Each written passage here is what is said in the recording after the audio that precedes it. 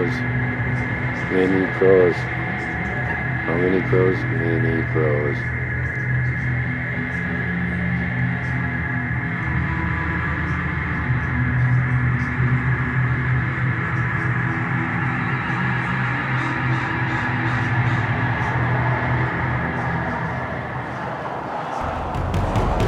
Got a whole bunch of them cruising around in the yard over here.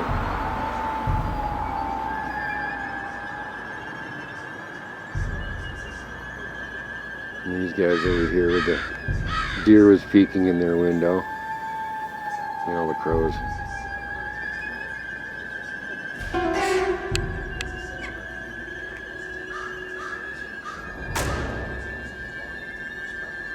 Hey, bud.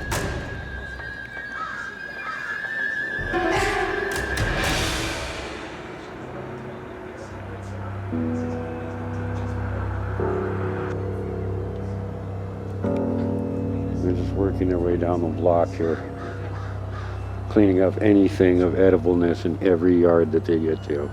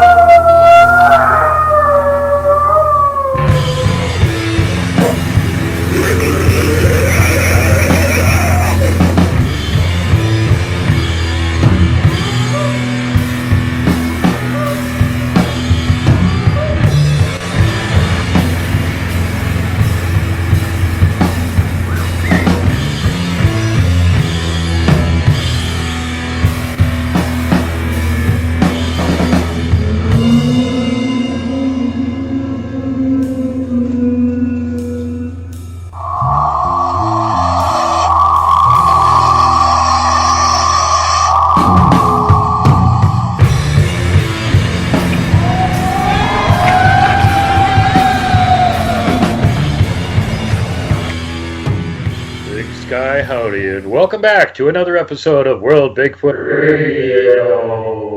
Hello, everybody, and it's time for our annual check-in with Kelly Shaw at Rocky Mountain Sasquatch to get all the updates on what those amazing folks and Kelly have been doing for the last year. Before that, don't forget to hit that like button, share, subscribe, make sure you're subscribed. You could be unsubscribed. Check, make sure you're subscribed. And then leave comments. Leave thumbs up. We're going to have a little poll at the end of the show, and it will require you to actually interact with the comment section below if you want to be involved in it. And we're going to kind of throw it out this year to you guys to help us decide who gets Field Researcher of the Year. So your input will be needful on this one. And meanwhile, we're going to get back to what we're at hand with right now, which is, again, having the amazing, fantastical Kelly Shaw with us on the show. The man who's got the boots on the ground, the butt in the field, 24/7. If a Bigfoot sighting near him happens, he's like there as fast as he can get there, checking into it.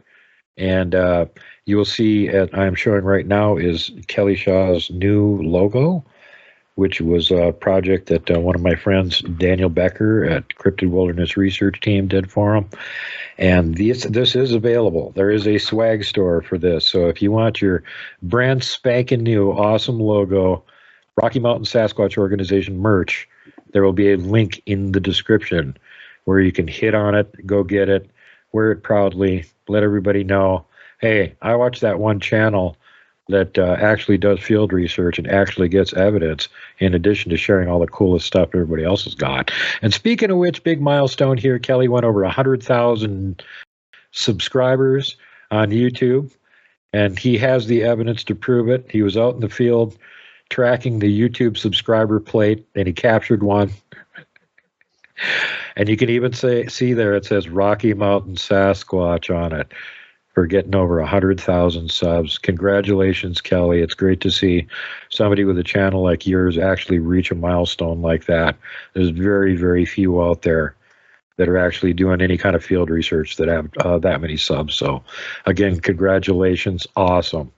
Yeah, even 4 or 5 years ago, I just had no inclination that would get to 100,000. I just didn't think that there was that many enthusiasts into the subject that would subscribe to the channel. So it's just wonderful. And I thank every single one of you subscribers, enthusiasts, for subscribing and watching our videos. We love to visit Bigfoot sighting locations, Bigfoot sighting cluster locations that I like to call hot spots.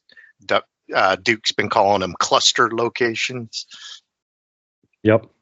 The other thing I should bring up right now, we're on the subject of logos and stuff. The same wonderful person, Daniel Becker, did a logo for me. That's the newest swag on my swag store. Link in the description below.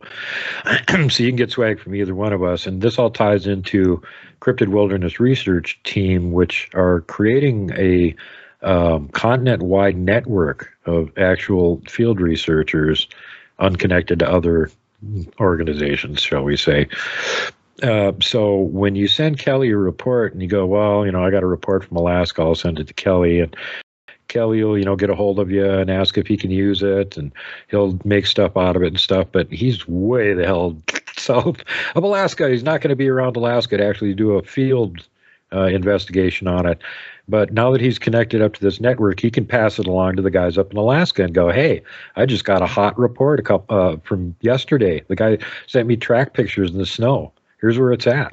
I got permission to send you guys over there, So it's now become possible when you pass along data sets or information or sightings or whatever from other parts of the country outside the Rocky Mountains that, although Kelly can't get there, he may have access to a team that's nearby that can get there and help you. And if you want somebody to get boots on the ground over there and take a look at it, what's actually happening, it's now become an open possibility. So even more reason to share your encounters, sightings, pictures, and whatnot with Kelly, especially if they're recent. We may be able to get a team over there like right away to look into it. I feel it's really important to document Bigfoot sightings, videos, photos, the evidence. So I document those on my blog, and then when I get a chance, I like to visit the location, especially if it's a cluster or a sighting hotspot. Love to go look around and see what's going on, see why the creature's there. Sighting cluster northwest of Bear Lake, up in those mountains. I believe it's called Midnight Mountain. Up there in a 10-year span, two guys and their hunting dogs got ran off by an aggressive Sasquatch, and then 10 years later, a guy got stuck in the snow and got harassed by a Sasquatch. So I go into these places and I'm like, to get the footage, to look around, to do the sighting report on location, but I want to see why the Bigfoot's there. There's got to be a reason if it's not just passing through food sources, water sources. Well, not too far from there is a freshwater spring, and the exact place these people have been run out there in this 1 acre area, there's all kinds of these elderberry bushes.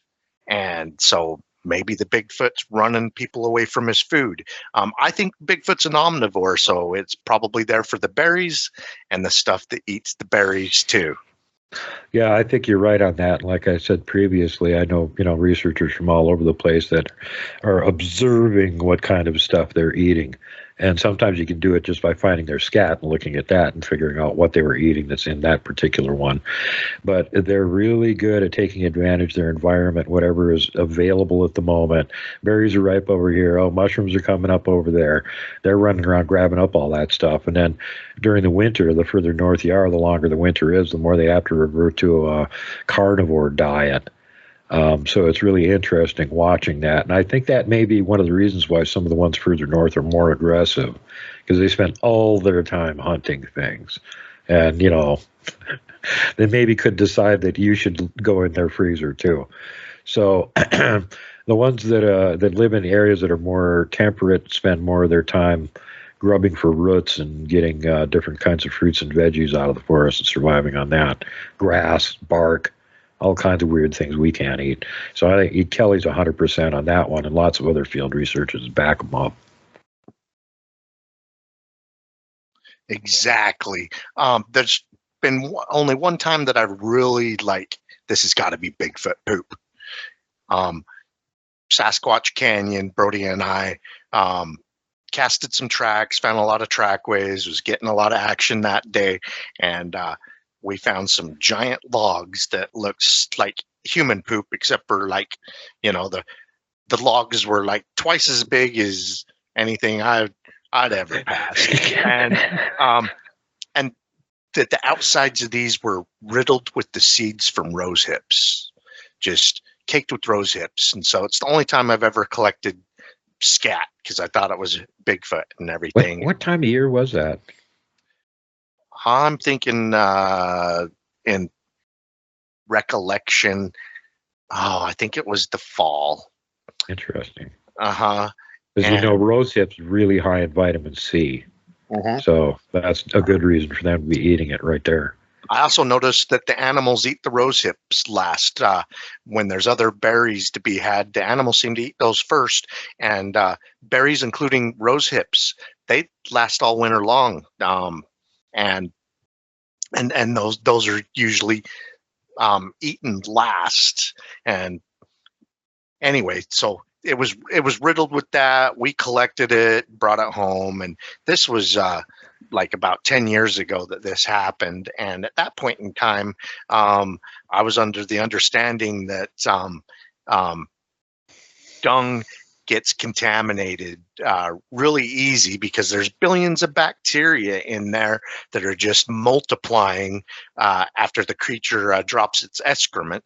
And so it needs to be tested right away. Now, from what I understand, DNA technology has become so much sophisticated that they can separate that out. But yeah, I collected that in a bag, put it in a box, and kept it in the garage forever. And a few years ago, Jenny's like, "Can I talk you into throwing away your poop?"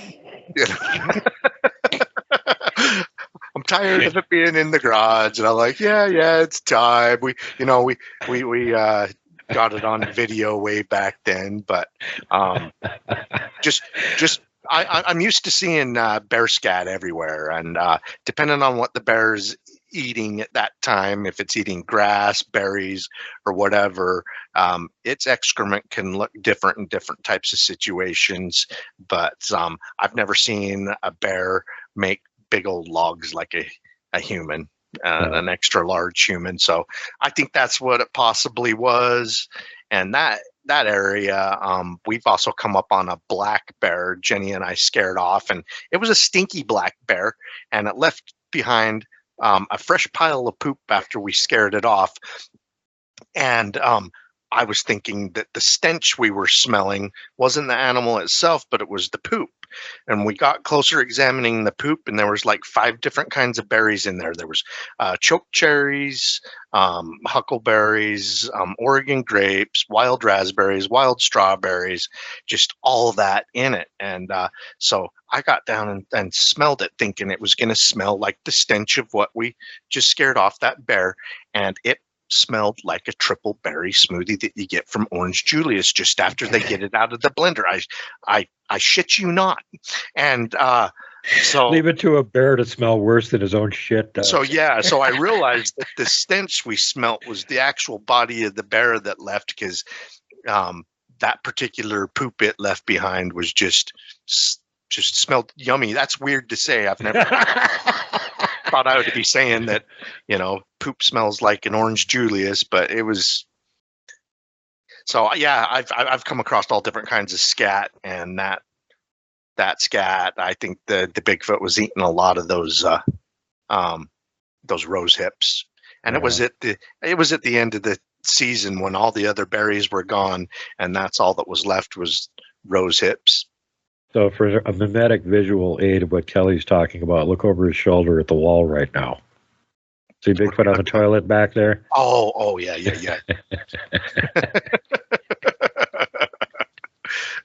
Bigfoot does not have a toilet. Sometimes you can find it on the ground. We kind of believe that a lot of the times that they just go to a pond, like a lake or a river or something, and just take a dump in there if they're near it, because then there's no evidence. It just washes it away. So anyway, I know you're all delighted with the subject of Bigfoot scat, but we're going to have to move on now. And let's get some updates on what you've been up to all year, buddy. What happened in the spring? Well, I want to talk with what's most fresh on my mind, kind of how we ended the season. One of the first big snowfalls.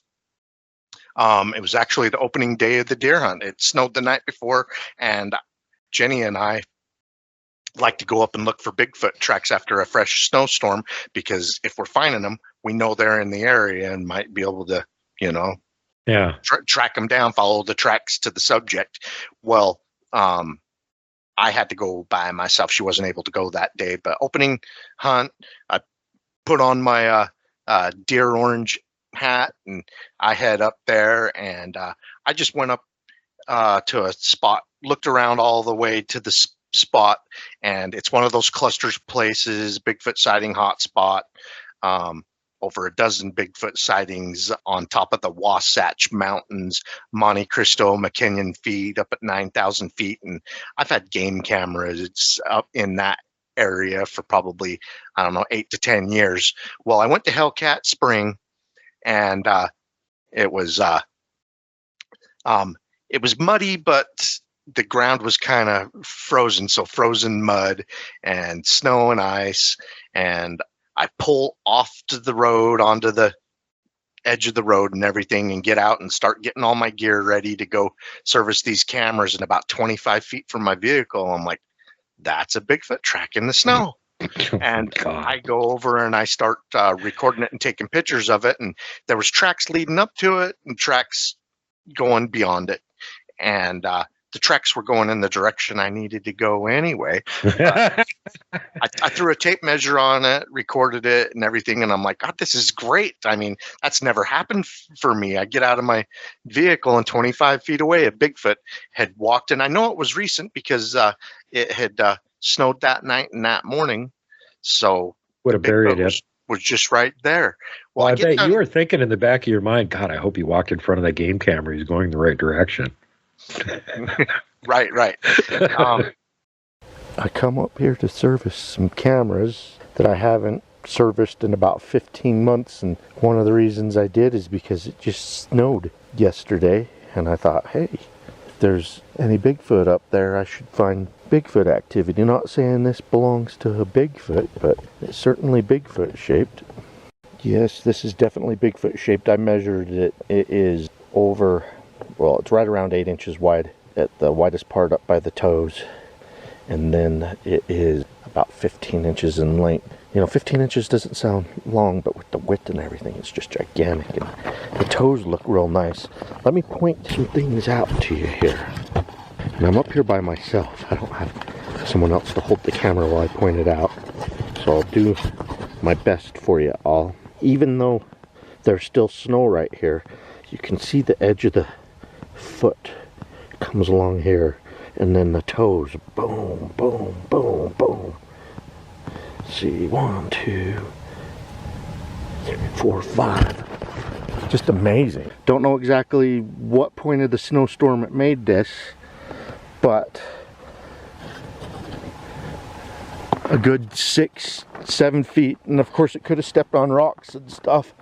There's another possible track where it may have stepped, and you know, it could have done this during the snowstorm, so some of it filled in what was walking.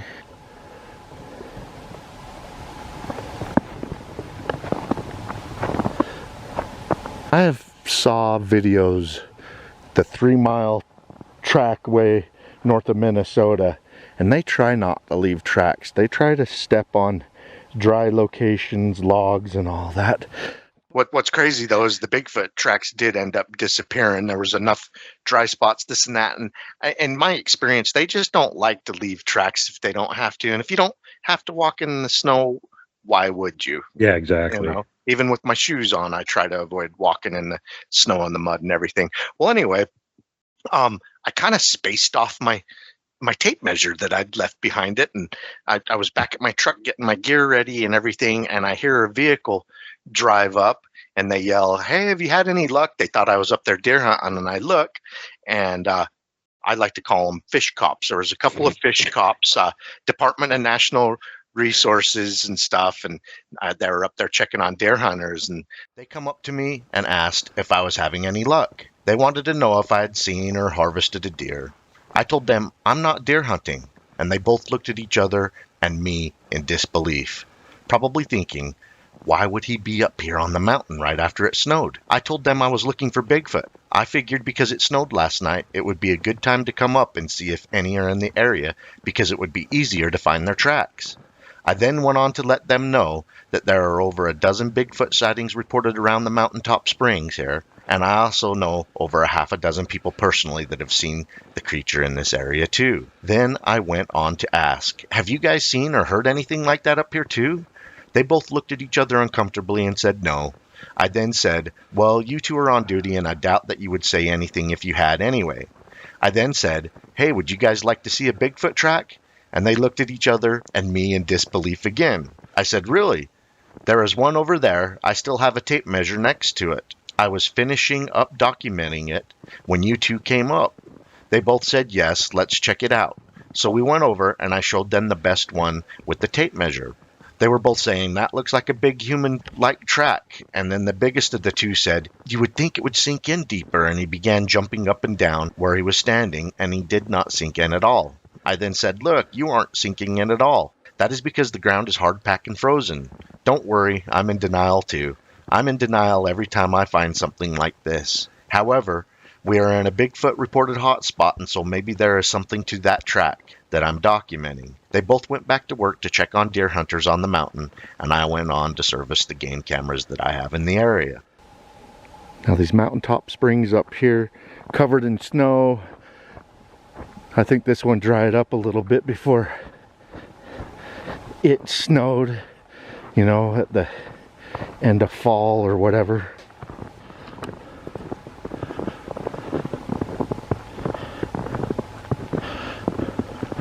So weird, right at the beginning of the fight, finding a Bigfoot shaped looking track. My heck.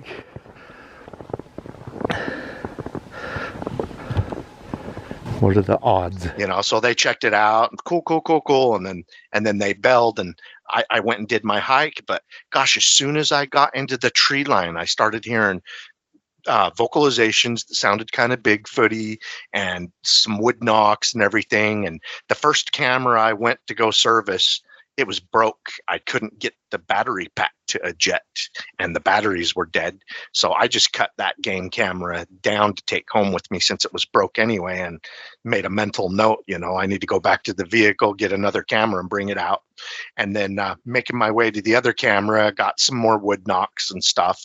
Not saying it was Bigfoot making the vocalizations or the wood knocks, but I am in a Bigfoot sighting hotspot, and I just found fresh Bigfoot tracks. And Duke will show you the footage. Yeah, So I lean pretty heavily toward that. Probably was what you were hearing was a Bigfoot there, keeping an eye on you, making wood knocks and stuff. Well, I've been doing this 8 to 10 years in the same area and stuff. And so if there happens to be Bigfoot in the area, they may know my little schedule, how I do everything. And they probably realize once I go to each camera location and I go to my vehicle, I'm out of there. Well, I go back to my vehicle to get the other camera. And as soon as I get to my vehicle, before I even open up the door, loud wood knock from where I just came. And it was kind of like a goodbye or a good riddance. I don't know what it meant, but I was kind of laughing to myself. Well, I'm coming right back. And I grabbed that other camera. And after I'd gone back and put that camera in the place of the broken one, I never did hear another vocalization or wood knock. They're probably like, what the hell's he doing now? He came back again. What's going on? So yeah, that was part of the pattern. Yeah, so that was at the end of the season, right after one of the first good snowfalls. And this is 9,000 feet elevation, and there's a seasonal gate, probably 30 miles down the mountain from there that closed. They closed about 3 weeks later. Yeah. I can't even tell you how many times I've experienced the same thing. When you walk into an area, you know there's Bigfoot in there, feeling eyes on you, they're following you around, and occasionally they make a little noise or a wood knock or something. But the majority of the times, as soon as you start walking out of their area, you'll hear a wood knock. And I think they're just signaling the rest of them, no, okay, they're clearing out now. Humans are going away. One time I was coming down the trail with Johnny, we were going up to an area, they had it blockaded. And finally, we just kind of like took the ant and went, they really don't want people up here. And as soon as we turned around and started going back, we heard a wood knock. And when we got halfway down the trail to where the vehicle was parked, we heard another wood knock. They were following us along the ridge line. Every so often, they just knock. Oh, they're down here. Yeah, if they're using that as a communication tool, they may be saying, yeah, here they come, there they go. Yeah. Coast is clear. Coast is clear. That's it. Yeah. Humans leaving, coast is clear. Oh, they're over here. Mm-hmm. So, yeah, again, this is the boots on the ground field researchers. If they spend enough time, they start noticing these patterns that, just some casual one-time observer would never pick up. Mm-hmm. And so that's a really important data set, and that's why it's so important for the actual field researchers to kind of compare notes and share information with each other, because we're getting, the data sets are so similar. Kelly will tell me, hey, I got this report and blah, blah, blah. And I'll be like, oh, yeah, that happened over here. And he'll be like, I know that happened to me, too. It's like it's fun exchanging information. Yeah. And, it's for real, because we're getting, we're all kind of having the same weird experiences and stuff that are all peripheral to the same phenomena. So, yeah, that must have been funny, freaking out the fish cops and showing them an actual Bigfoot track. What was it? What was your next high point of the year? Well, let's go back to the very beginning of the year, early spring. I got up in there as early as I could because at the beginning of winter, a lady that posted to one of my groups, she posted a Bigfoot video in the Blue Mountains of Oregon, just barely south of the border of Washington. It's called Harris Park. And Jenny and I set up our base camp on the Washington side of the border, up by where the Paul Freeman footage was filmed. And the very first full day that we were in the area, we went down and checked out the Harris Park footage. And I was just gunning to get in there because I thought it was great footage. I broke it down for the lady, did the zoom in, threw some light filters, stabilized, all that kind of good stuff. And within a few days of me doing those breakdowns, Cliff Barackman, he had spoke to her, and he traveled to where it happened with her and stood in the spot where she filmed it and everything. And you watch his podcast with her, and he thinks it was huge, just being there firsthand, knowing where it's at, and the type of phone that she was zooming in and filming it with. He just thinks it was huge. And I had already had that perspective doing the breakdowns and everything. And so we went and saw that firsthand.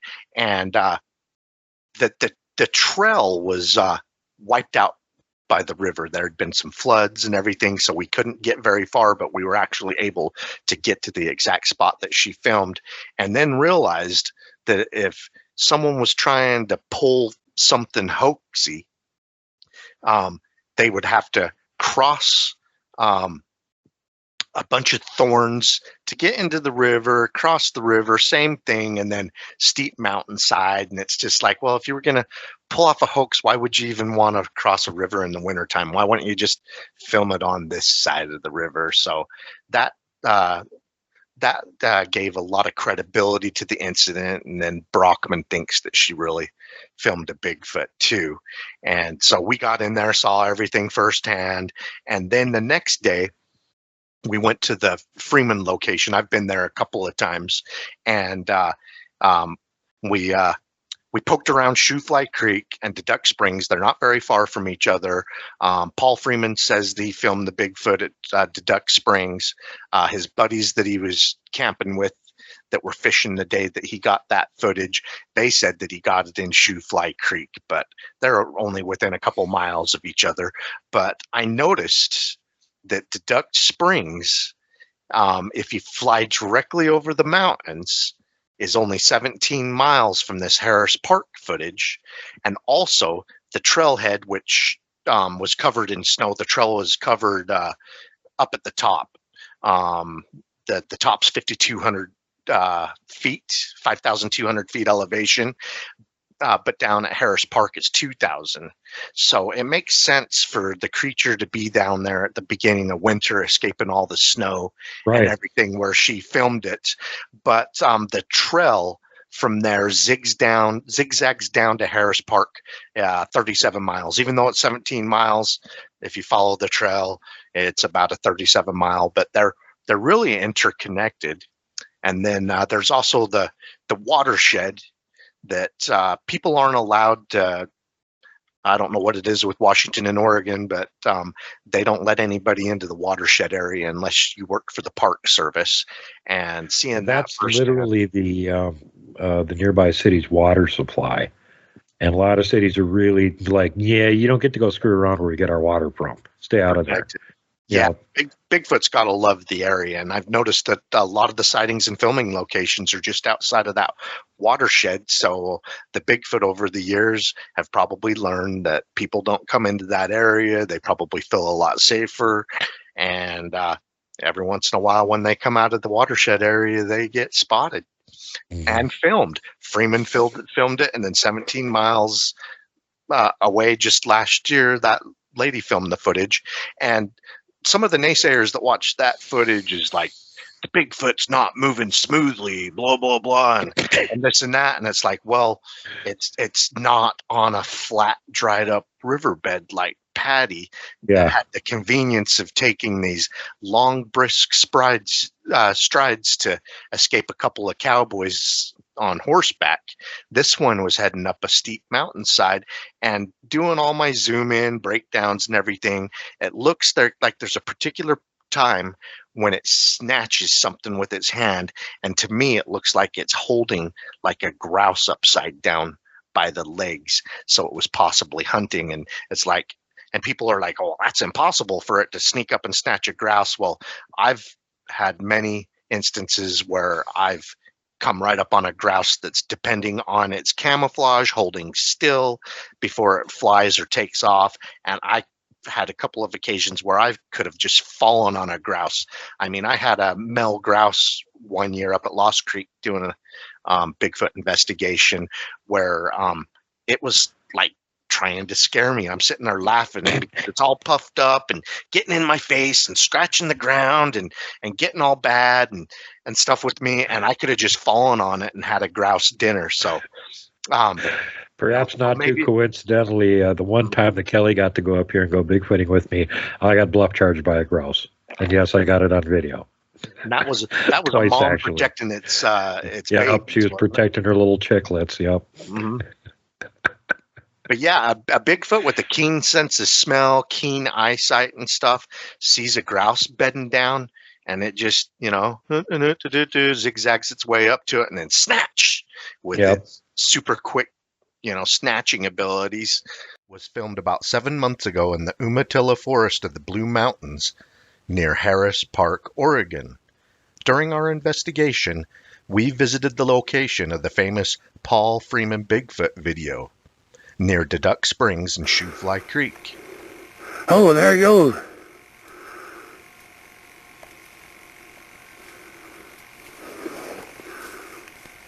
Jesus.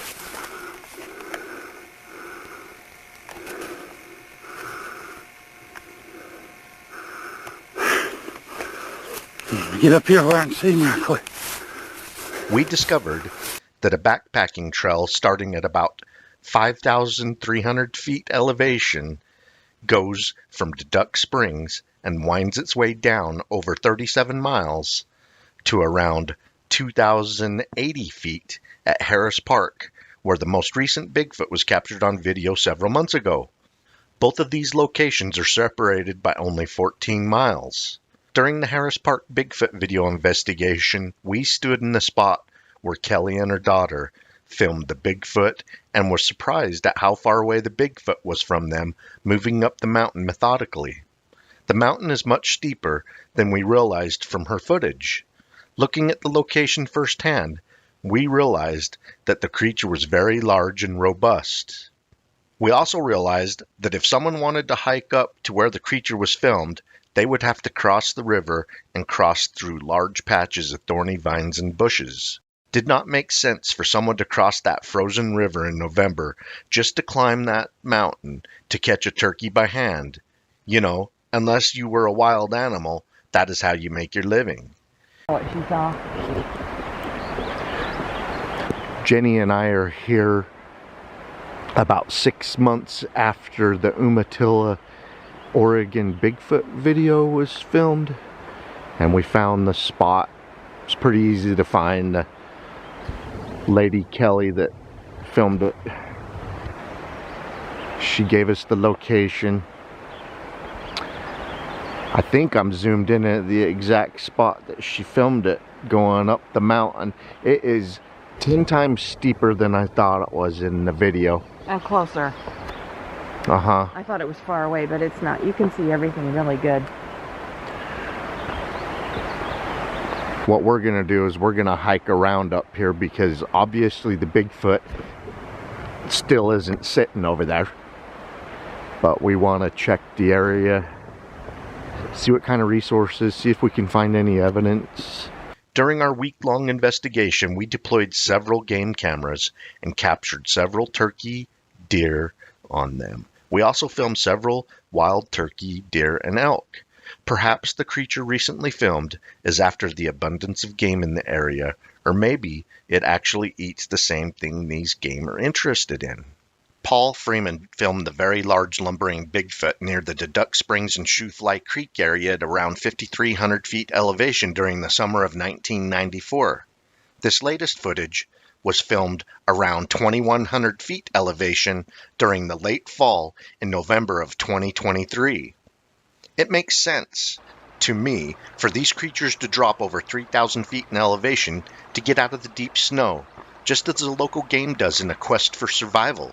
Less snow, better temperatures, and abundant food sources to help it survive the Blue Mountain. I can see that happen. When it gets to the top of the rise, it's got a snack ready to go. But anyway, I think that's why the Bigfoot was moving a little bit erratically until it snatched that grouse that she was filming. Plus, it was a steep, steep mountainside. Yeah. Yeah, I can't, if you're going to set up a hoax, you're not going to wear a big, bulky Bigfoot suit, climbing up some friggin' super steep mountainside where you could potentially fall and kill yourself just trying to film it, which is, yeah, it was that dangerous. Between Cliff's show and my video and my blog post about her stuff, this gal wanted to stay anonymous. So she got nothing for it. She got no fame, no money, just was in the right place at the right time and caught the thing on her camera phone. She was there with her daughter, and she said when she drove into the area, she had a really weird feeling that she was being watched and stuff like that. God. And then she spotted that going up the mountain, and she had one at the time. She had one of the best cell phone cameras on the market, but this creature was probably close to I don't know, 3/4 of a mile away. And she did zoom in on it with her phone, and I think she got amazing footage for what she had. And better than I would have got with a phone at that distance.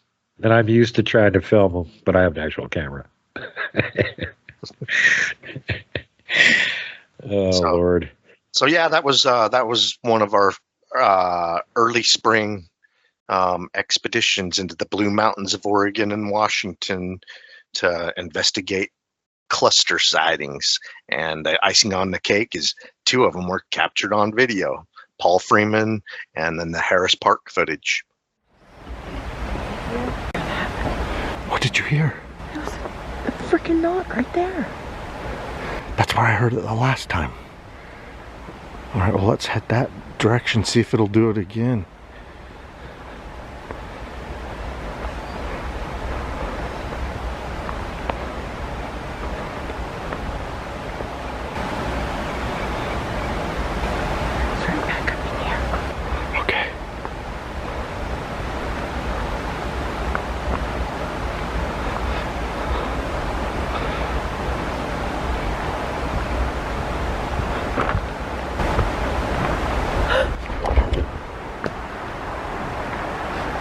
Oh my gosh, it is close.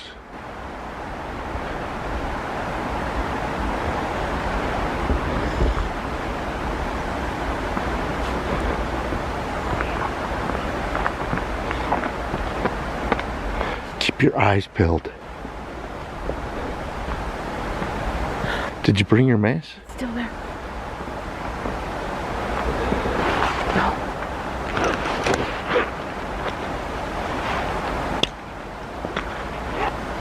I'm drawing mine.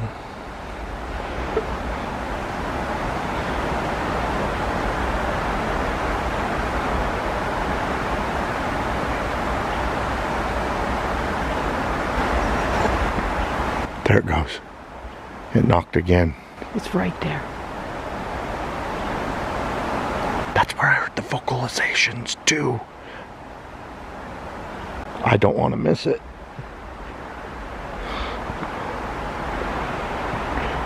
There's snow fields that way. This is the way in. There's like a draw corridor right there.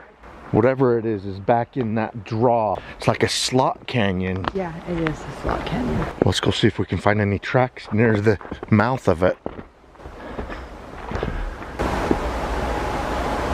There's 2 knocks that time. Yeah. Oh, what's doing that? Is it a rock clack?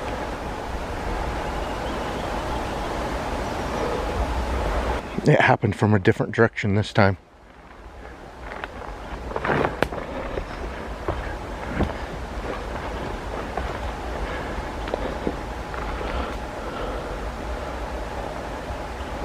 Watch for Bigfoot tracks. We're kind of in a soft spot.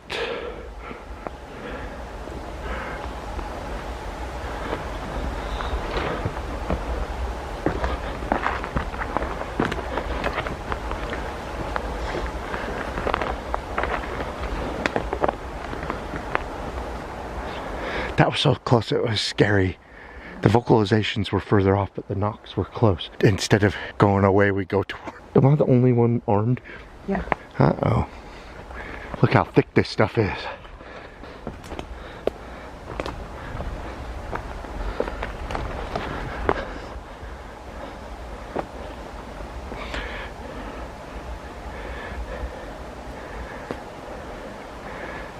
It's thick now. You can just imagine later on when everything starts getting its leaves and the branches start coming on. You need a machete to get through that stuff over there, Jenny.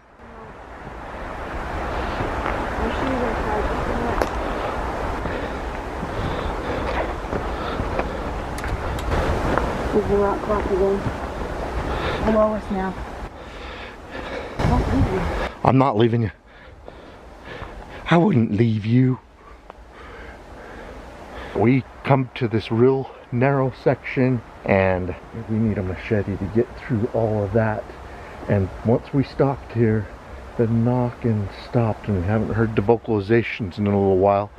So we're gonna start searching around all these little patches of snow where the ground's soft and looking at the snow and see if we can find any Bigfoot tracks, see if we can find the reason for the knocks and the vocalizations.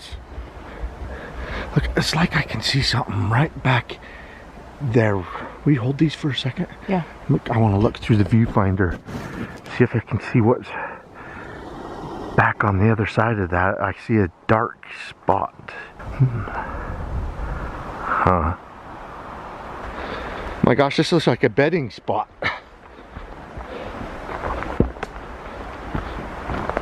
Something's been bedding down here. And whatever's been bedding down here drug in some pine boughs to lay on.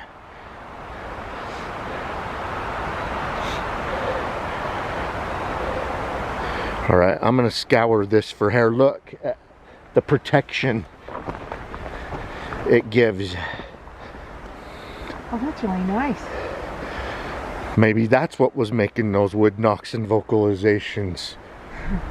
And it's kind of a blind. You're messing up my bed spot. All right, we're gonna look for hair real quick and then we'll film some more. There's another knock. And again, probably like, get out of my bedding spot. You see any footprints? I see one right there. Where? Oh. I see an impression. I think it's more of a... Yeah, there's kind of an impression, but just nothing definitive, nothing that I could really throw a tape on and say this is where the depression starts and ends. But we're not sinking in very far either. And then when we step off of it, it fills back in. Yeah, it's like springy. Springs back up. All right, well, if a Bigfoot ain't using it, I'm pretty sure deer and elk like to lay here, get out of the wind and the rain. And it rained all night last night, at least at our camp. So, and our camp's only like 8 miles from here. So it probably rained all night here too, or snowed. Now we're on the opposite side of that little bedding spot we found, and look, you can't even see into it. Something could hide there all day. Ambush predator, or just wants to hide and sleep. And look, it's drug in all kinds of pine boughs and branches. And it's right by a game trail, which is right here. That's so awesome. You know, once again, it's really great to see that there's somebody out there that's doing that, because channels that even bother to document the local sightings and stuff, they usually don't bother to put 2 and 2 together and go, hey, there was another sighting in the same area 3 years before, and 2 years before that there was another one, and 2 of these sighting reports sound like they're describing the same Bigfoot. So for a data set for actual researchers, that's incredibly handy to have that connected and go, hey, it's not just this one sighting that happened last week.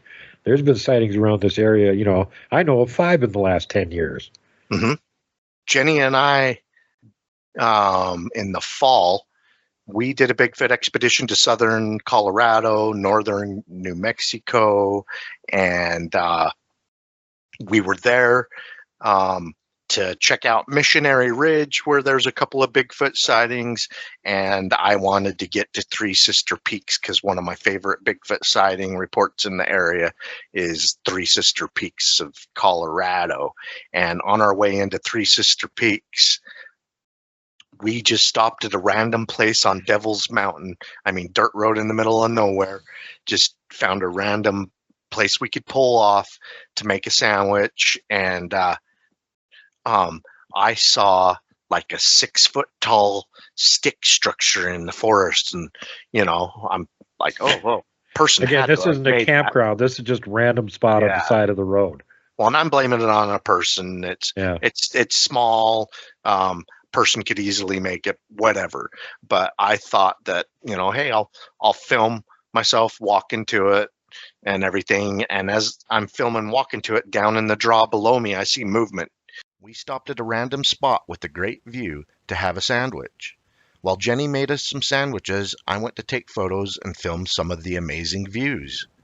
I spotted a small stick structure in the woods, and even though I automatically blamed the structure on something more than likely human-made, I decided to film the woods as I walked up to it so that I could film it too.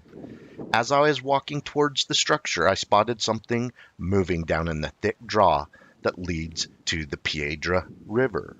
So I panned the camera towards the movement and began to zoom in to the area where I saw it moving, hoping to capture wildlife on camera.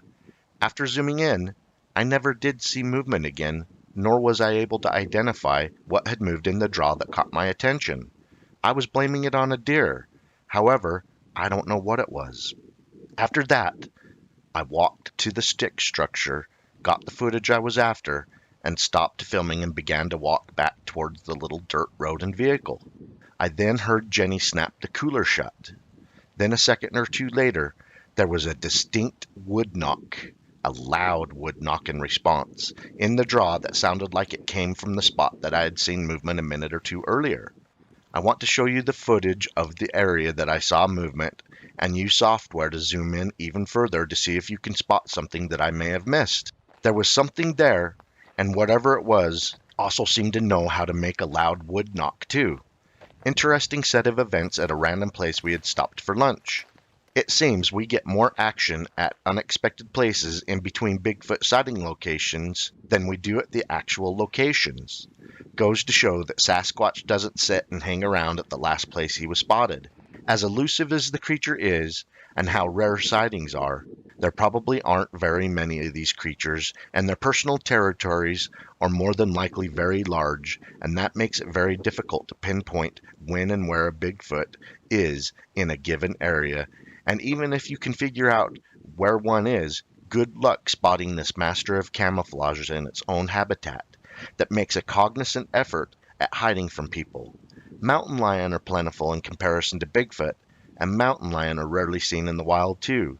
They make a cognizant effort at hiding from everything, prey, rivals, threats, and if they do get curious and come in for a look, they make sure to come up from behind with plenty of cover. We really enjoy visiting sighting locations in the Rocky Mountains, and beautiful, colorful Colorado is always a special treat. The Rockies in Colorado boasts the most reported Bigfoot sightings in all of the Rockies of North America. Personally, I believe it's because this stretch of Rockies has some of the highest peaks and ridges in all of the Rockies, and Bigfoot seems to like high elevation habitat. Hope you enjoyed a personal experience while out on an expedition in the San Juan mountain range on Devil Mountain.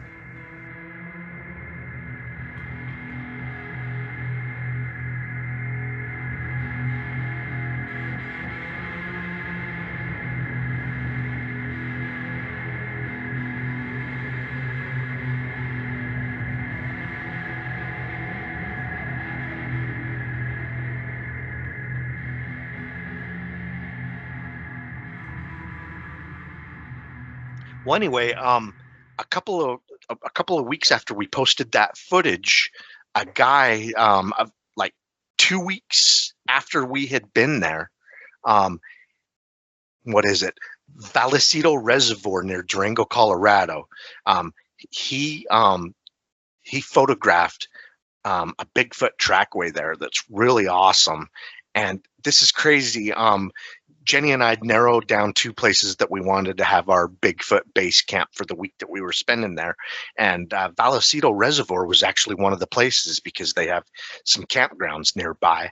And we decided on a different spot, probably 10 miles away. But we almost camped right where the dude got Bigfoot tracks, and that's kind of in between. There's Missionary Ridge, Vallecito Reservoir, and then Devil's Mountain and Three Sisters Peak. So it was right in the middle of everywhere we wanted to be. So that's pretty cool. That really awesome footprints showing that there was a Bigfoot in the area within 2 weeks, evidence of a Bigfoot within 2 weeks of us being there. So maybe we did have some Bigfoot action on Devil's Mountain. It was pretty compelling what happened, and then the footage that I got, something. Well, I've looked at human it. shape. My analysis is that, like Kelly says, well, I'm not saying it's a Bigfoot. Okay, I'll say that. It was a Bigfoot. And that's my analysis. That was a Bigfoot. So the other thing that's kind of interesting here is, again, it's the sighting clusters, report clusters in any given area. For you guys out there that want to actually do your own field research, that's a great thing to look for. If there's been more than one sighting in an area, it's indicative that they may be lingering in that area, which gives you maximum opportunity to find track structures, hear vocalizations, maybe catch sight of one of them. So, that's a good place to start from. Something else I would like to add, I forgot to state this, that Vallecito Reservoir, the reason why the guy was, no, it's not the reason he was there. It just so happened that the salmon were spawning up the creeks. Wow. Vallecito Reservoir. So it was during the salmon spawning time that those tracks were there. So yeah, I don't know if it's just a coincidence that the salmon are spawning and the Bigfoot tracks are there, or if the Bigfoot was there for the actual salmon run. Yeah, just like a bear would be in Alaska or something. Oh, hey, it's time for the fish to be all over the place in the river and easy to grab them, and yum, yum. I'm heading over there. Mm-hmm. The masters of their environment, like we were talking about before, they know where the berry bushes are. They know when they're going to be ripe. They know what areas of mushrooms are going to pop up in the spring. They know when they're liable to be there. So they just roam around this range that they've got, eating the smorgasbord that nature is making for them. They eat things like grass and bark and all kinds of weird stuff we can't eat. So they've got quite the choice of different dietary additives that they may or may not feel like consuming as they're near them and they're ripe. And then that doesn't even bring up the question of, are they saving any of this and preserving it? Are they stashing it underground and eating it during the winter? They're certainly smart enough to know how to do that. I'd lean heavily toward it. Yeah, and the entire outdoors in the wintertime is a freezer. So yeah, their food storage would stay good most of the winter, in my opinion. And then animals, a lot of animals prefer to eat meat after it started to rot. Yep. And so why wouldn't a Bigfoot? As a matter of fact, a mountain lion, it'll take down a deer, it'll take all the innards and organs, and then it'll bury the corpse, and it'll let it rot for a couple of days to a week before it comes back and eats it, because I guess it like tenderizes it. I mean, make us sick, probably kill us to eat rotten meat like that, but that's the way the animals prefer it. Yeah, yeah. Yeah, bears and stuff, they'll even bury meat and let it age for a couple of days, or like literally they'll throw a mound of dirt over something that they killed, and then they'll come back a couple of days later and eat on its mark, bury it again.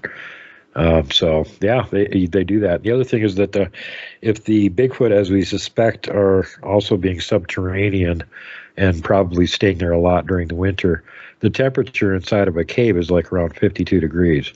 So I mean, that's kind of a refrigerator all by itself.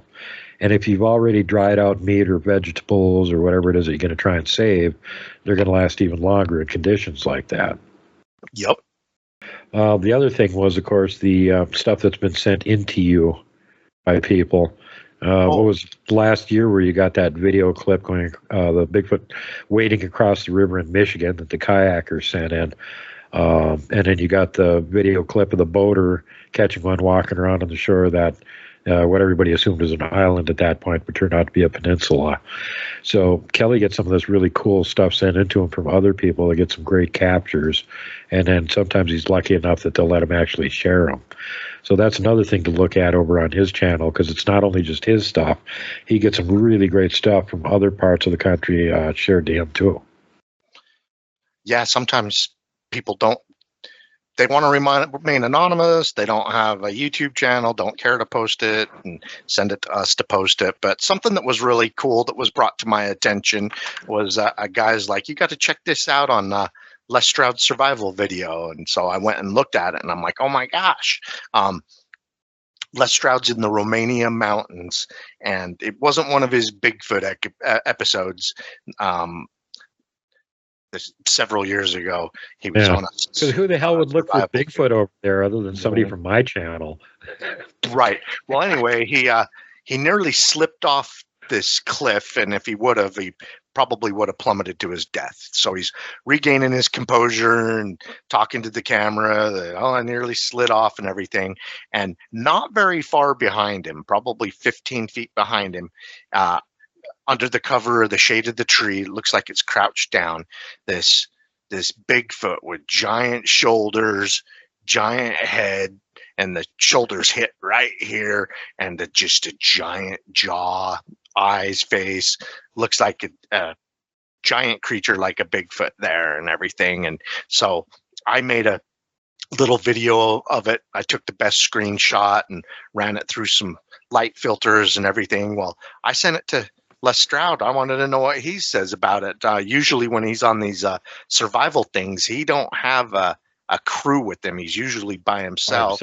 Exactly. And so what a lot of people were saying is it's one of his sound guys or whatever hiding back there and stuff. And I'm like, this ain't Expedition Bigfoot. I got a whole film crew out the woods. Well, this guy looked like he had a jawline twice the size of Arnold Schwarzenegger's crouched back there, and I'm just like, I don't.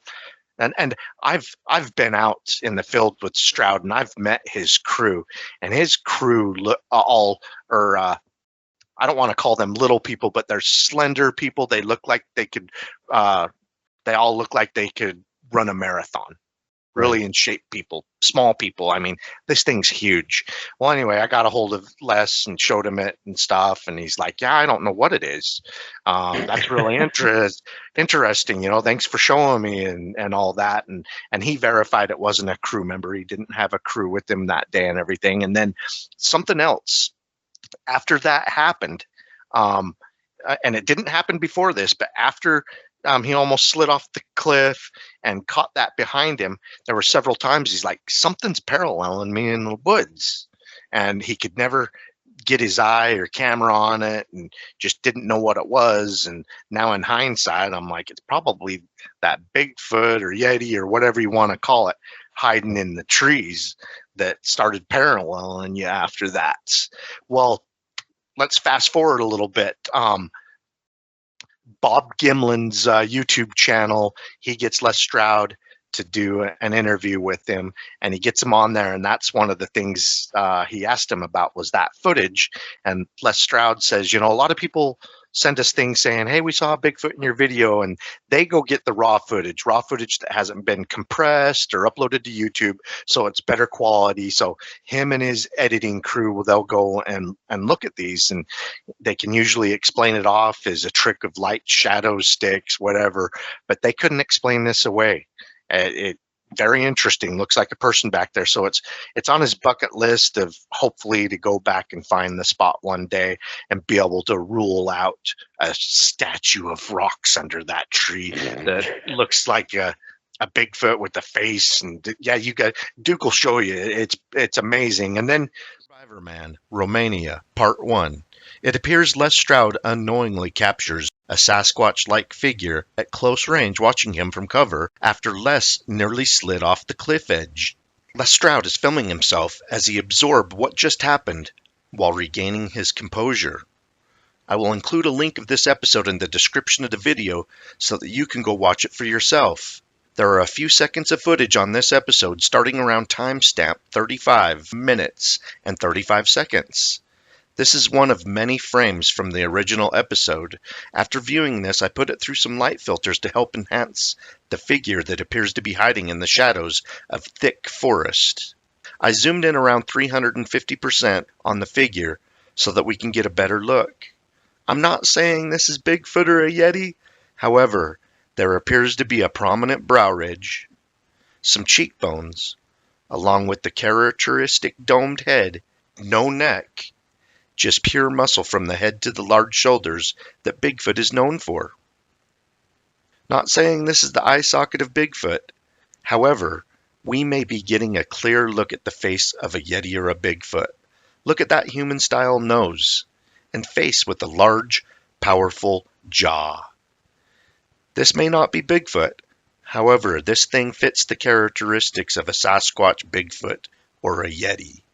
It has the dimensions, and it's doing what the creature does best, hiding in the forest and shadows while relying on its excellent natural camouflage while quietly observing everything in its environment. Today, it got a front row seat to an episode of Survivor Man and looked on as Les nearly took a tumble from a cliff ledge.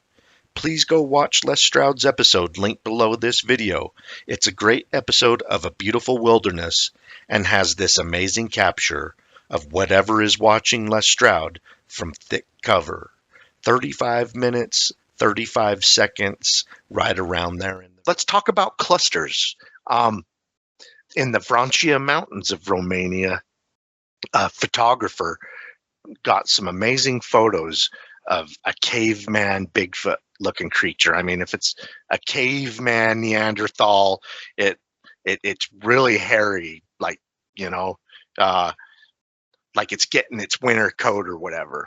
And one of the photos that the photographer got of it, it's pulling a big old log behind it, dragging it behind it. And I put that out there. It was sent to Bigfoot Evidence, Sean Orevong, many years ago, and the photographer wanted to remain anonymous. So he didn't want any notoriety, didn't want any money. He just said, I got these 3 photographs before it, noticed me and took off. So, I talked to Sean about it, and he's like, yeah, nobody's ever come forward with any legitimate explanation. Naysayers will just throw mud out there and see if it sticks to the wall. These debunked naysayers are a dime a dozen, and most of them are pretty worthless. But I decided to do a video and put it out there because usually within a couple of days, if there's a legitimate explanation, like someone's like, hey, there was a movie that they filmed out there and blah, blah, blah, blah. And here's a picture of the costume. I mean, all these years, nobody's ever been able to come up with a legitimate explanation. So that's got me going, what was that? So that was in the Vrancia Mountains, and Duke will show you what he looks like. These photographs of Bigfoot or caveman-like hominid have always intrigued me. I have always thought a show or movie would come out with this being in the show. After 9 years on Bigfoot Evidence blog and 3 years on RMSO Bigfoot blog, nobody has come forward with a credible link to explain what was captured on camera in the Vrancia Mountains of Romania, a region where people report sightings and encounters with Neanderthal-type creatures, more so than a Bigfoot. What puzzles me the most about this event is the creature was captured on camera in a place where most people can't afford the luxury of a nice camera, let alone the expense of a high-end monster suit. This photographer has not made a penny off of these photos, and that does not make sense at all. To secretly have a complex, high-end, and expensive suit and never recoup the costs in some way, like a movie, TV show, or commercial.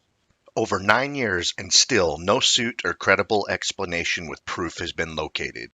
When Bigfoot Evidence come across these photos over 9 years ago, San Orevong did some investigating and found the source photographer and his explanation of these amazing, mysterious photos. Forgive this man's dialogue. English is not his language. My name is Minea Vasilieva. I'm 41 years old and I am a chemical engineer. My passion is photography.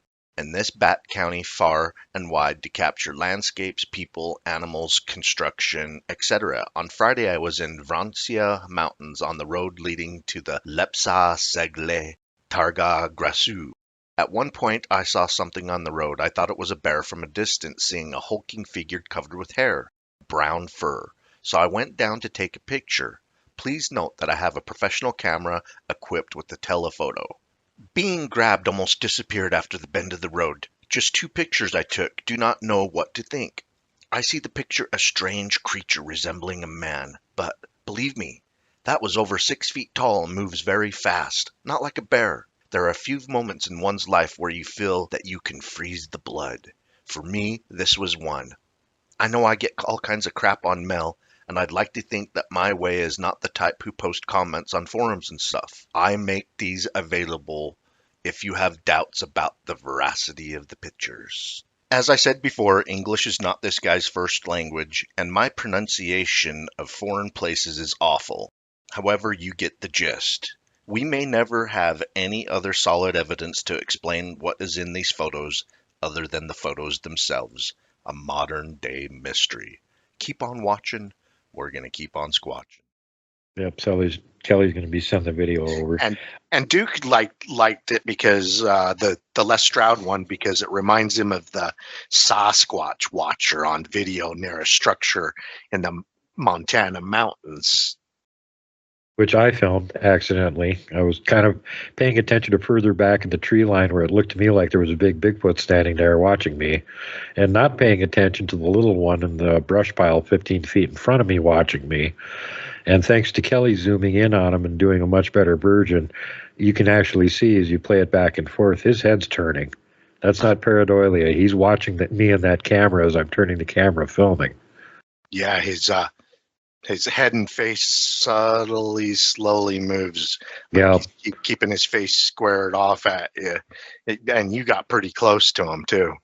The best part of that is, though, that the reason that this connects up with the Romanian one is you look at the facial features and the chin and everything on this one, and then the same thing with the one that Les filmed over there in Romania. You know, they could practically be relatives. They look so similar, which, Right. again, leans me heavily toward, yeah, I'm pretty sure Les got a Romanian Bigfoot on video. Good job, man. Bringing you another Montana Sasquatch video from World Bigfoot Central. Several people have pointed out a very dark creature with a brownish caveman-like face, watching Duke as he hikes into some superstructures. The name of the video this is from is called Sasquatch at the Super X, The Watchers in the Woods. Because Duke's team captured a grayish color Bigfoot in the act of wood knocking near this same area, the subject in this video has sparked my interest. I enlarged the subject on video by 150% to get a better look and did not enlarge any more to avoid pixelation. Not saying this is Bigfoot watching Duke in an area with a long history of Bigfoot activity. However, if it is a Sasquatch, it's a different individual than the grayish one they filmed wood knocking. This is a very dark brown or black. You can see its domed head, no neck, and powerful shoulders.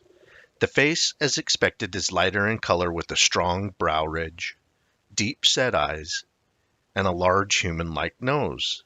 This Bigfoot subject reminds me of the one Les Stroud captured on video in the mountains of Romania, watching him from the cover of the trees.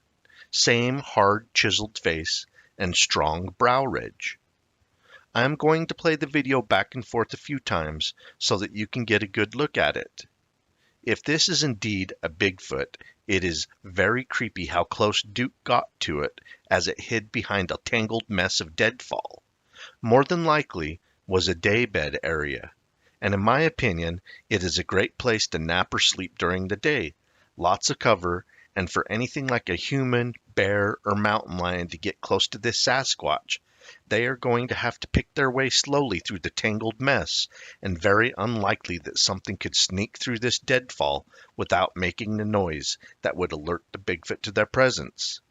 I hope you enjoyed a look at what may be a Montana Sasquatch in a secure hiding spot watching. Yes, since he put it on his bucket list, I hope that he's able to go back there one day. I know from personal experience when you're in a new place you've never been before and you hike dozens of miles, it's hard to pinpoint that location again.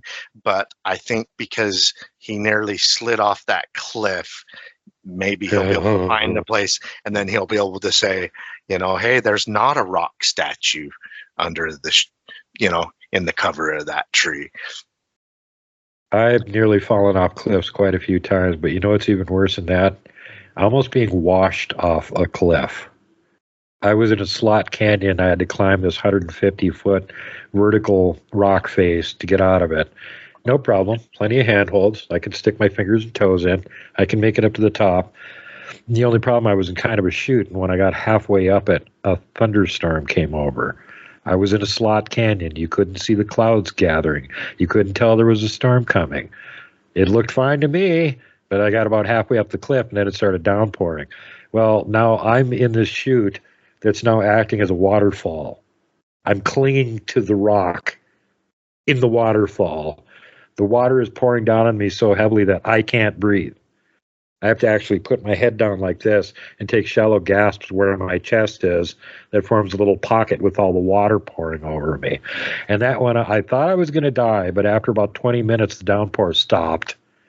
And it cleared up enough that I could make it the remaining 50 feet up to the top of the cliff. And yeah, don't take stupid chances. That was dumb. One of the many times I should have died because of stupid chance of taking. Avoid that. Safety first, last now. That's why I remind you guys that at the end of the show. I'm trying to really think about, I know you've had other really cool things sent into you this year, but right off the top of my head, I can't remember what they are. Because it's like fairly, geez, you guys, several times a month, he's going to scoop up something really cool from somebody else that he's got permission to share with you guys. So it's worth being over there. Well, I've had Scamania. What is it? Let me go look at the name. I don't want to. Let's see. Yeah, Scamania Indian Reservation in Alberta, Canada. Ooh, yeah. Yeah, they found some amazing footprints there, and I just love it when people on reservations send me Bigfoot evidence, because that's just some neat stuff. The trackway, and not only is there giant adult tracks, you can also see in one of the photos of the trackway, you can see juvenile track that's 90-degree angle from the adults. Like the juveniles are Bigfoot's running around doing its own thing, is the adults traveling in a serious straight line. The adults travel on like Patty, but you can see that the juveniles zigzagging running around kind place. of erratically.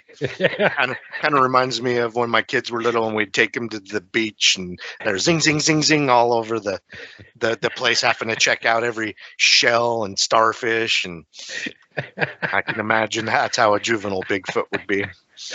Oh, good Lord. Can you imagine trying to keep a rein on one of them? Oh, no, thank you. Yeah, the other... but I was thinking that Scamania area is not too far north of where you live.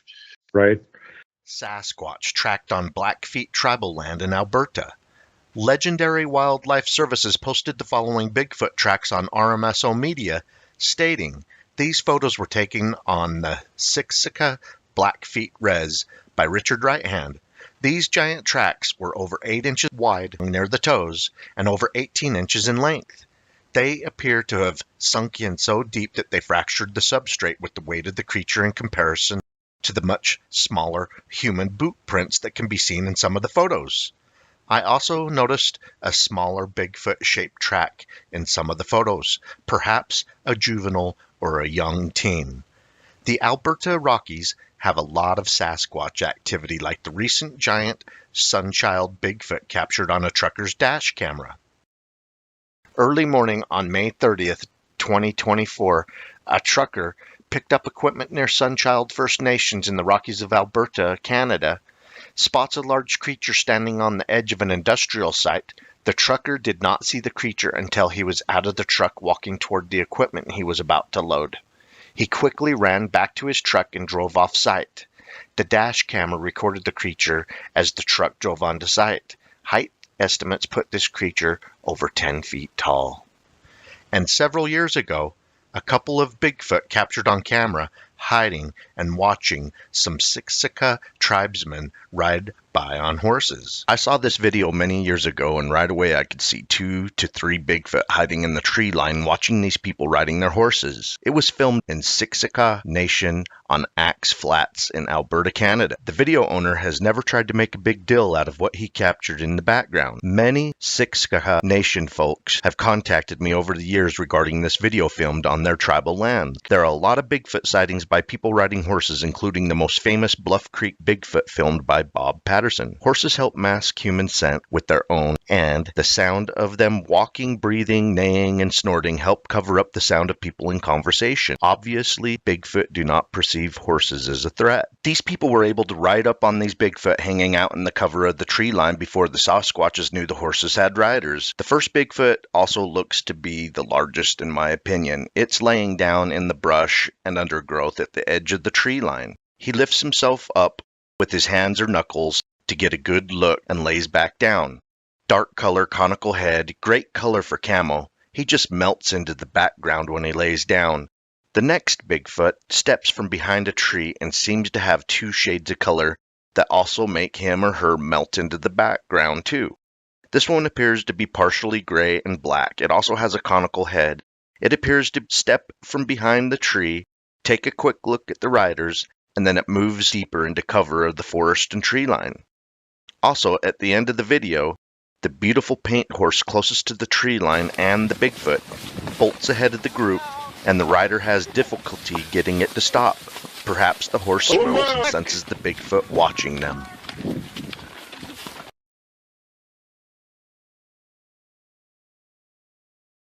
I will show you the first Bigfoot zoom stabilized in half speed, forward then reverse. I will do the same with the second one. I removed sections of the original video so as not to show faces of some of the riders to keep them anonymous.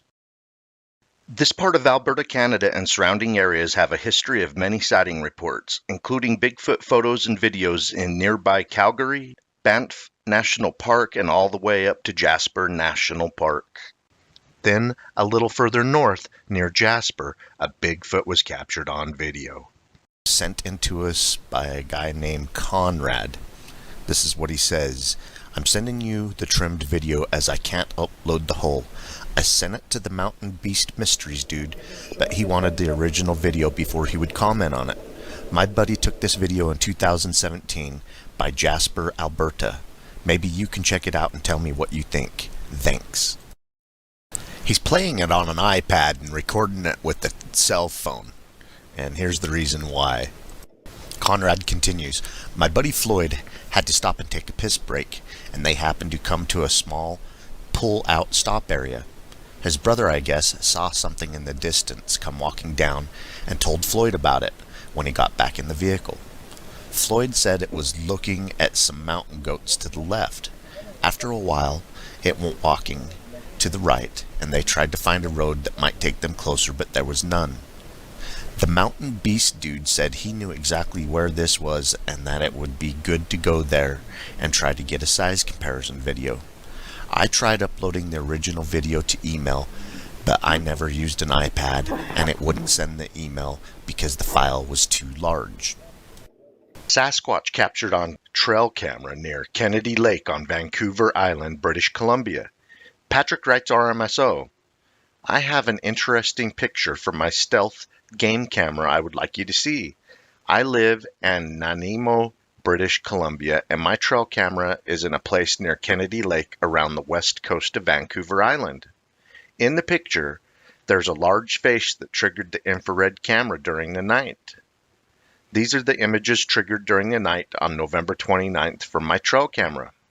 I circled the exact location of the face and head of what is possibly a Sasquatch. The face is looking toward the camera.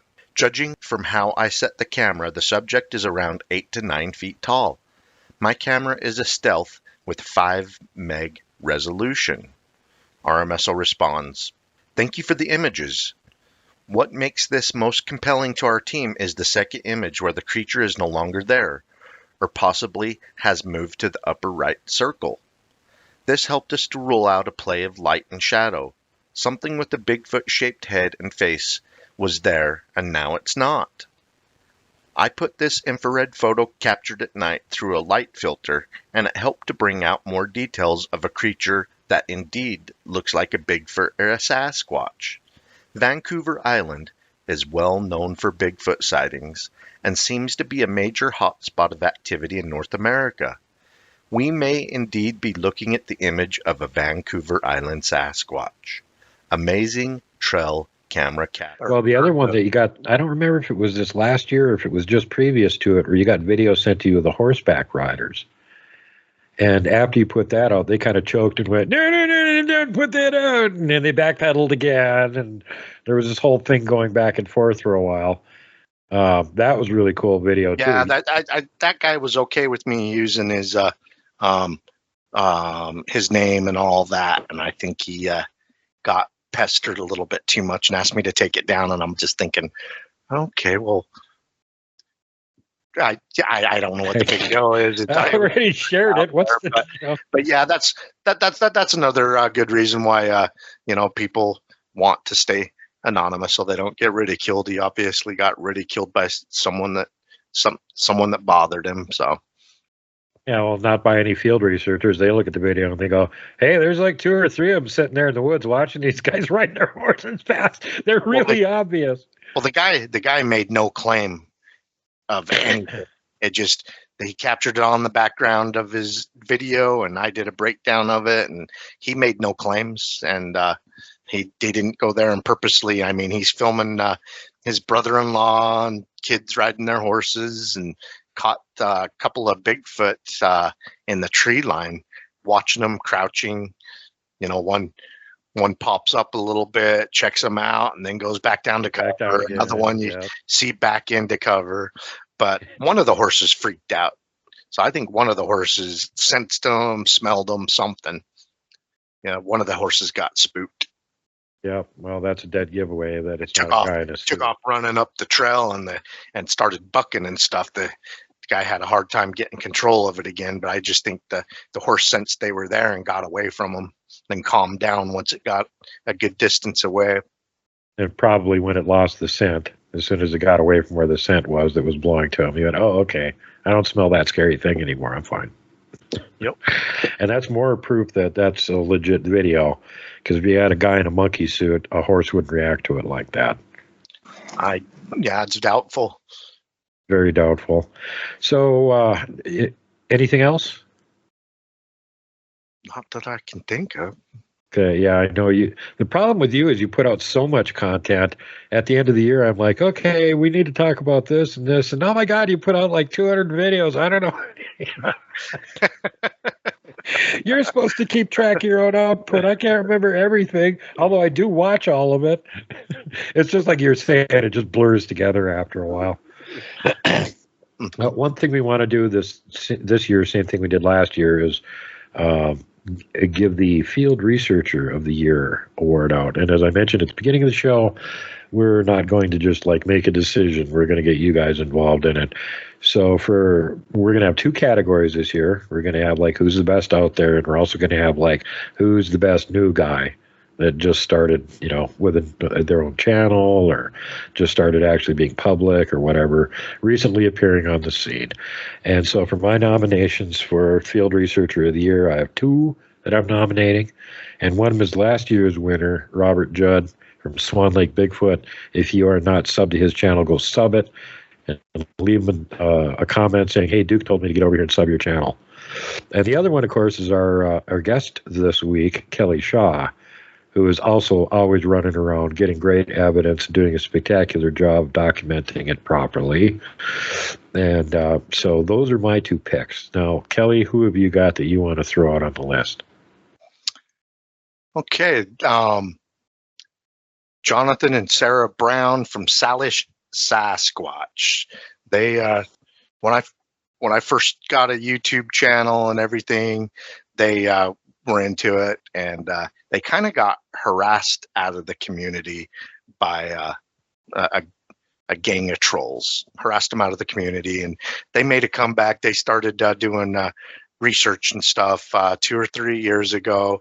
And what I really like about them, they're from the Olympic Peninsula of Washington. So most of their videos are like in the Cascades of Washington, Olympic Peninsula, but they're really good at getting witnesses to meet them at the locations and sit down and do an interview. Really difficult to do. So hats off to them to get so many people to get on camera and talk about it. They actually visited New Mexico this year and did an interview with a guy that had a Bigfoot sighting there. So I really like what they're doing. Duke knows how hard it is to get a guest on camera, and it's even there's another difficulty level of getting them to go where it happened. So hats off to them, Wasatch Sasquatch. Right on. So that's your nominee for the new guy on the block, sort of, for this Oh year. no, they're not new guy. That's Okay, so that's your overall nomination. That's Researcher of the Year. Okay, Researchers of the Year. Got Kelly, Sailor Sasquatch, and Robert trying to do the double trick here and get it again this year, because he did last year. If you guys have anybody else that you want to nominate, leave their name in the comment section on the video. And now, as for me, for the new person of the year, somebody that's been on my channel a couple times already that really impresses me with how thorough they are and how good they are at what they're doing, even though they just started having a channel. You hardly have any even subs over there or anything. Tom Coburn, Trails in the Woods, European Wild Man Research. Had him on a couple times. Just had him on a week before last with Robert Boston, the original Bigfoot in Germany, and both those guys are showing all the evidence that they've filmed over there in Germany, proving there's plenty of evidence that there's Bigfoot in Germany, which is, of course, Germany's right next to, what was the other show that we just did? Oh, yeah, the Czech Republic, which is also kind of right next to Romania, where Les Stroud was when he almost fell off a cliff and there was a Bigfoot there watching him. See how that all ties together? So anyway, being that there's such a lack of competent field researchers apparently in Europe overall in general, it's great to see that there's somebody over there that's really concentrating on it, and that's all he does on his channel is just field research. Walks around, films stuff, brings it back, shows it to you. So if you're into that kind of thing, definitely recommend go sub his channel, check it out. But he's got my nomination for the new guy, the rookie field researcher, if you will, and it doesn't mean how many years you've got in doing field research. It's how recently you started having a channel and actually putting it out to the public. So he's got my vote. And who do you have? Anybody? I like Tom. I've been watching his channel and doing some featuring him in some blog articles and everything, and I like what he's doing there overseas. And he's into some places that have some wild man legend lore. So it's pretty neat seeing someone across the pond doing that. Yeah, I agree. It's really awesome. It really makes me happy now that Robert Boston's retired and back over here in the U.S. that there's actually somebody else in Germany doing it. Woohoo! And he's not in the exact same area. He's about a 4-hour drive away from where Robert was. And both of their areas, there's all kinds of evidence that there's Bigfoot there. So, again, extremely cool. One of the most recent Bigfoot sighting reports that I've ever gotten was from a 17-year-old kid. He's probably closer to 27, 30 years old now. However, he got a hold of me within a couple of hours of coming face to face with, I can't call it a Bigfoot. He said it was a caveman and Neanderthal, a wild man. I guess he fished a lot down at the bogs, and he put his bicycle down and was walking to his fishing spot, and out of the brush near the bogs and stuff, he was confronted with what he said reminded him of a Neanderthal-looking creature, and he jumped on his bike, tore off home, and he got online wanting to like report it to someone, and he found our channel, sent me an email, and it was all in German. I had to use Google Translate and stuff to figure out what he's saying, but he was in panic mode, just freaking out what happened to him. And I responded back and said, yeah, that you're not the first sighting that I've gotten from that part of Germany, and other people report that it looks like a Neanderthal. And Wow. this kid thought I was going to jump the very next airplane and come out there and investigate. And now I know someone out there that if ever something like that ever happens again, I can get a hold of Tom and say, hey, There you go. Go check out this kid sighting. He's crapping his pants. And yeah, he did not ever want to go down there to fish again. That like kind of ruined his fishing spot. After that brings it around to what we were talking about at the beginning of the show, having this wilderness research network. When something like that comes up now, Kelly's like, well, yeah, Tom's part of the network too. I'll just send the report to him. He'll probably drive right over there and run around the woods, see a Bigfoot, chase it. He'll try and run toward it like Robert Boston did. I always remember, when you see a Bigfoot, do not run toward it. It freaks them out. They're scared of us to start with, and they think you're really crazy if you're running toward them, so don't do that. Yeah, and any wild animal feels like it's cornered, it might not react in such a kind way. Yeah, if nothing else, they can deafen you just by roaring at you, and that's only the start of the fun they could have if they feel too threatened. Boulder lobbing, tree swatting, all these things are possibilities. Avoid having it happen to you. Do not become a missing person 411 case, or some kind of something mangled this guy out on this trail. I can't figure out what done it. Yeah, you don't want to be one of those people. Well, that Varantia creature that you're going to show, it reminds me of a really hairy Neanderthal. So, and that's in the European region. So possibly that kid down in the bogs of Germany, maybe he saw something similar to that. Certainly could be. I mean, like we pointed out on the Germany show, that there's just a tremendous amount more forest in that country than people think there is. And most of those ancient forests connect to each other at some point. So they've got travel corridors that they can sneak all over Germany and stay in the forest for the most part. Kind of the same thing they do here in the western states, where we got all these big national and federal, state parks, local, blah, blah, blah. Like Montana, they all connect. Mm-hmm. It's all just one giant park, essentially, where they drew arbitrary borders and went, oh, this park ends here, and this one starts right here at the exact same spot.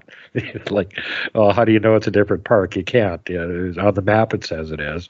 But pretty much 90% of everything here in western Montana, all the mountain and forest and stuff, you can't build anything on it. It's all parks.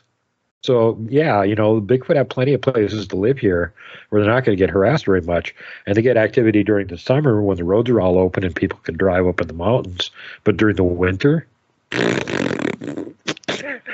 snowmobilers, that's about it. Yeah, we have a lot of seasonal gates here that close the end of November, sometime in December.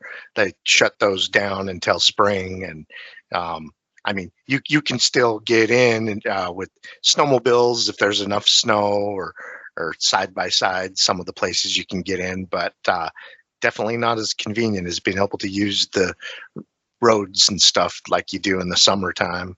Yeah, and there's not a lot of people that snowmobile camp, really, compared to the amount of people that'll camp during the summer or something. The number of people that go by snowmobile and go camping during the winter is pretty freaking small.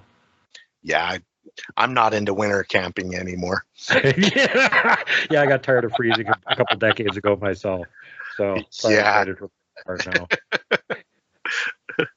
Okay, so again, you guys, leave any other comments or nominations in the comment section, the doodly-doo below the bottom of the video, and I will compile that. And when we record the next show, we'll give everybody the updates on who else is on the nomination list.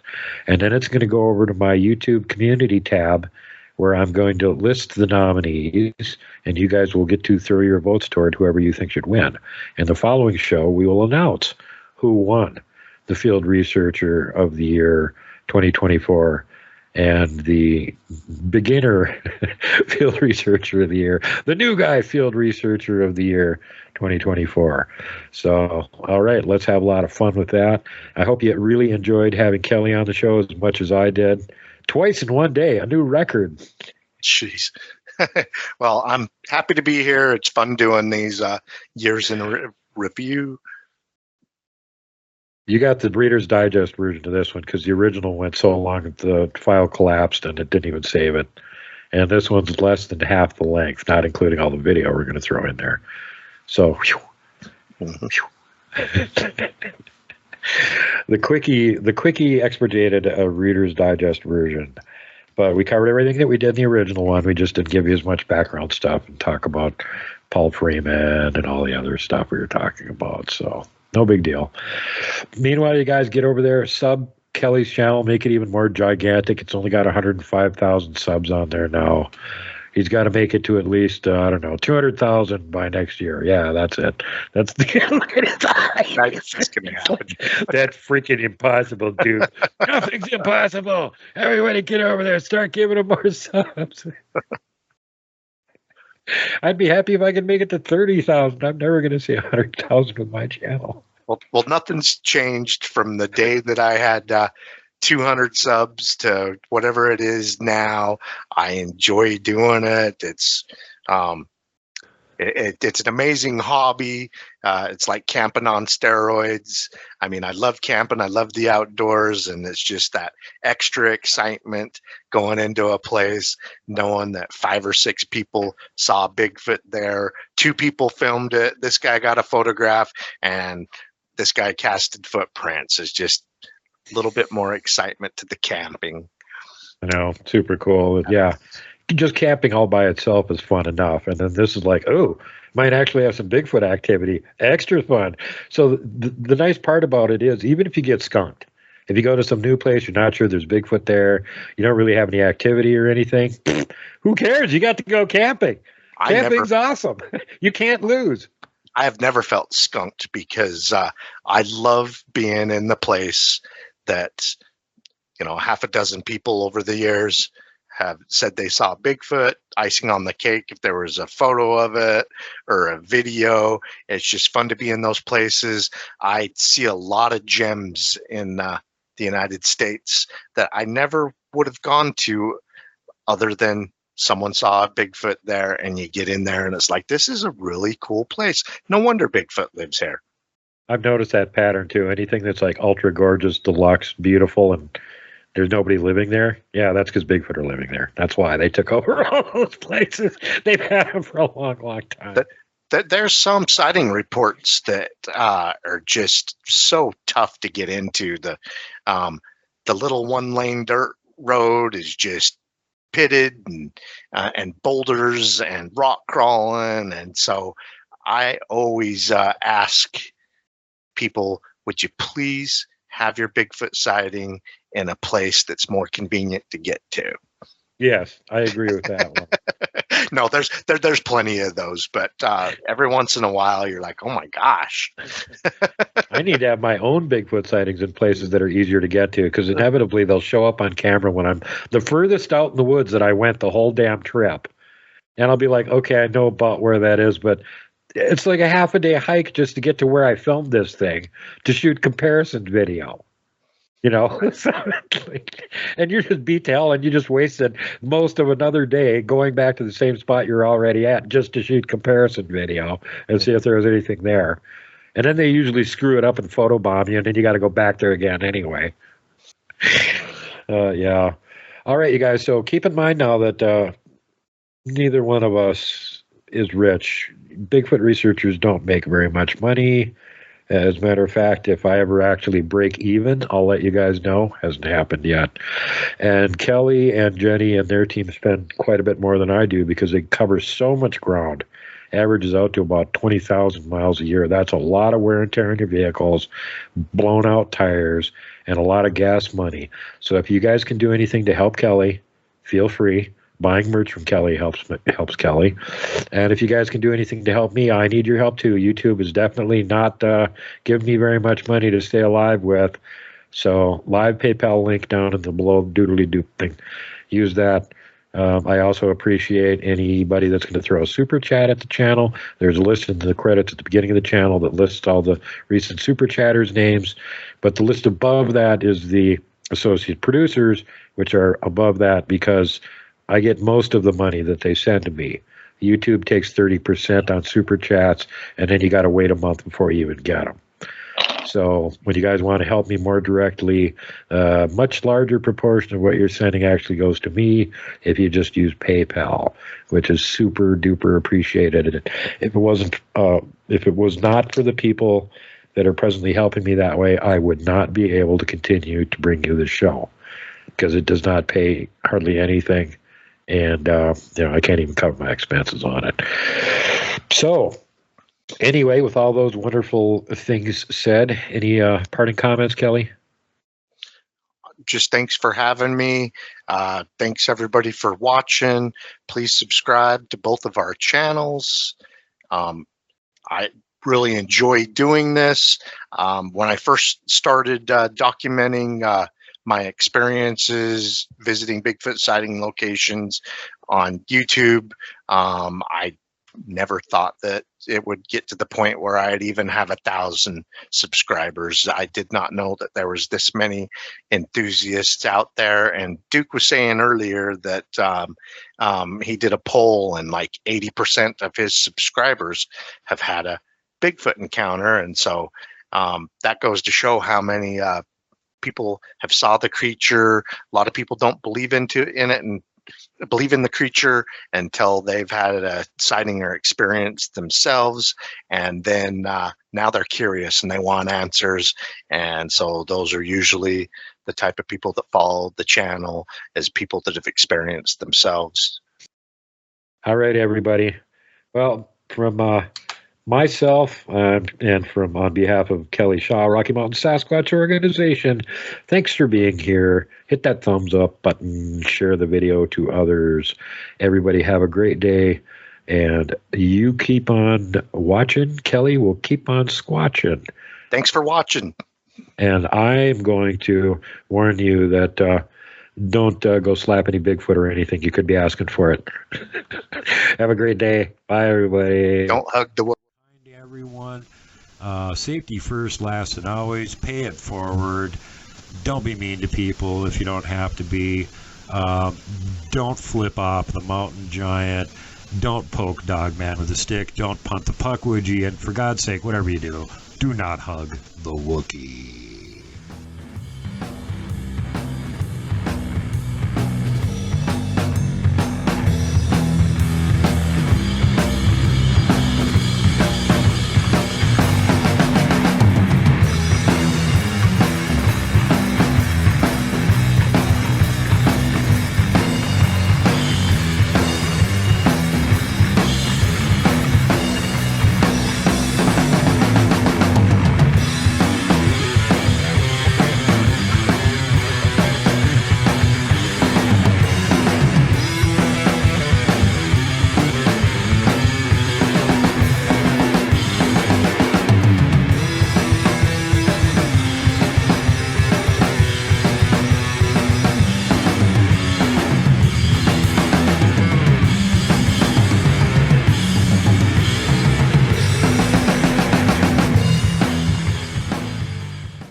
Who's that? I got somebody out here hanging out waiting for me. How you doing?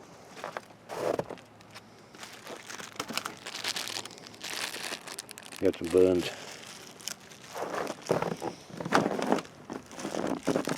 Oh. If you want a bun, I'll give you a bun. Hot dog buns. There you go. Yummy hot dog bun. Yum yum hot dog bun. Come on, you can reach up and get it. You got me kneeling in the snow here.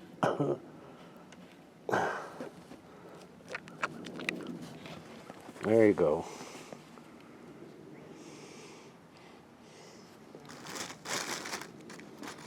I got one more for you. There's still one bun left. Full of bunly goodness. He likes to stop by every few days when it's too much snow on the ground and it's too hard to graze.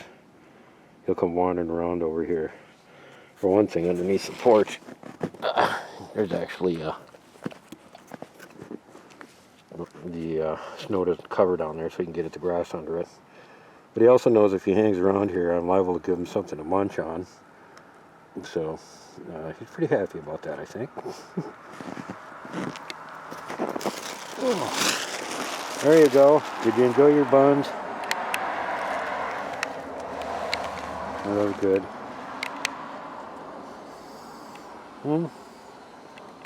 Okay.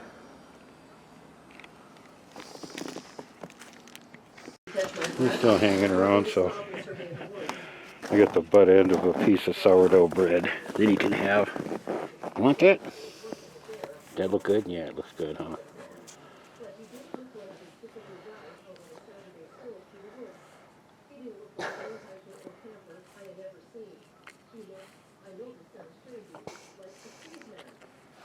Get it? There you go.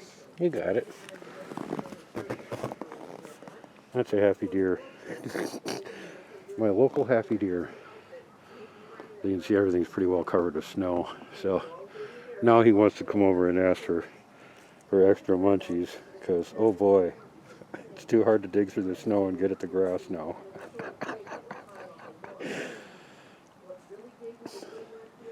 Yeah, you've been chewing on that one for a while. He's having fun with that.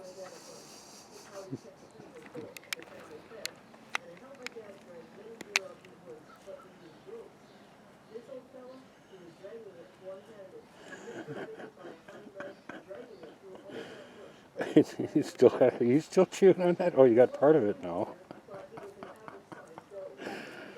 All right.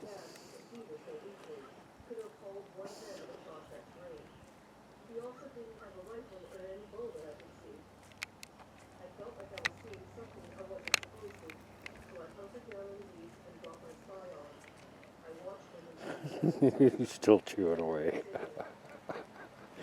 Okay, I'm going to finish smoking my cig now. Thanks, buddy.